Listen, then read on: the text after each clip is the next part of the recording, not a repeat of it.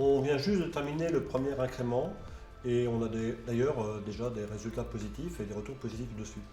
Le COMEX aussi nous a demandé pour ce semestre de rajouter de nouveaux périmètres et d'ailleurs aussi d'autres domaines métiers nous seront très intéressés par des extensions sur la qualification des données, en particulier le RSE.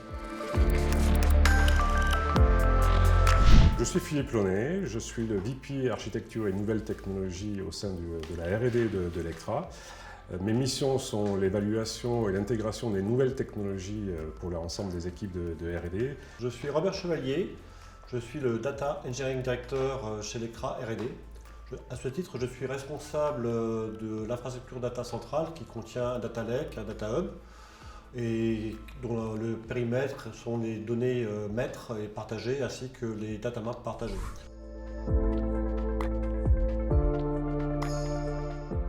Lectra est né en 1973, on est donc dans notre 50e année et nous n'avons eu de cesse à Lectra depuis la création de digitaliser les assets de nos clients, les connaissances, les best practices. Et donc nous avons créé un immense réservoir de données et de connaissances. Il est donc désormais nécessaire pour nous de transformer ce réservoir de données en capital pour pouvoir adresser nos objectifs stratégiques, notamment devenir un acteur majeur de l'industrie 4.0 en capitalisant sur toutes ces données qui sont à notre disposition. In fine, l'objectif est d'avoir un service d'accès à la donnée en toute liberté pour l'ensemble de nos collaborateurs, un self-service data, qui leur permettent de prendre des décisions basées sur l'usage de la donnée, voire de la création de valeur à partir de la donnée qu'ils pourront utiliser. Donc, début 2022, nous avons lancé un projet pour évaluer un certain nombre de solutions pour notre produit de data cataloging et nous avons fait le choix d'intégrer les utilisateurs métiers dès le début dans ce choix. Il est apparu très rapidement que la simplicité, la fluidité des fonctions utilisables par des non-techniciens était un prérequis. Data Galaxy répondait parfaitement à ces attentes des utilisateurs métiers et c'est pour ça que nous avons fait ce choix.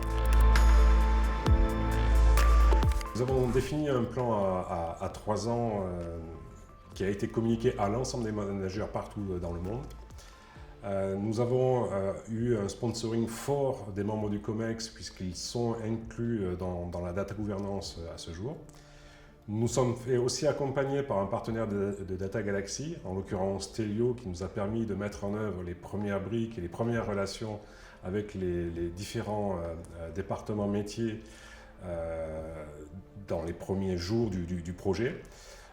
Et ensuite, on a mis en place avec notre Data Steward en interne des kits de formation pour accompagner les utilisateurs métiers dans leur prise en main de Data Galaxy, ce qui a largement facilité l'adoption de l'outil. La réponse va dépendre des départements métiers. Mais clairement et personnellement, pour moi, la fonction de Line Edge est la fonction la plus intéressante. Elle permet de relier la vision information métier avec l'implémentation technique et applicative. D'ailleurs, ça a permis à nos utilisateurs métiers de découvrir lors du POC, nous donner certaines données et d'avoir des opportunités d'amélioration de leur analytique. Une autre fonctionnalité très intéressante est évidemment la simplicité du moteur de recherche et dont nos utilisateurs sont extrêmement satisfaits. Mon conseil serait en 5 points. Le premier qui me paraît très important, c'est vraiment le sponsorship de très haut niveau au niveau du COMEX. Et donc pour pouvoir aligner cette démarche de data catalogue et de data gouvernance autour des priorités et des stratégies de l'entreprise. Le deuxième point, c'est impliquer les utilisateurs métiers le plus tôt possible et fortement dans la mise en place du projet. Le troisième point, c'est se faire accompagner par un partenaire pour le lancement du projet. Le quatrième point, c'est mettre en place le rôle de Data Steward autour de quelqu'un qui a les bonnes compétences pour assurer ce rôle essentiel. Et le cinquième point, ne pas faire une approche Big Bang, mais au contraire faire une approche incrémentale. C'est l'outil qui a remporté la décision aux côtés des utilisateurs métiers.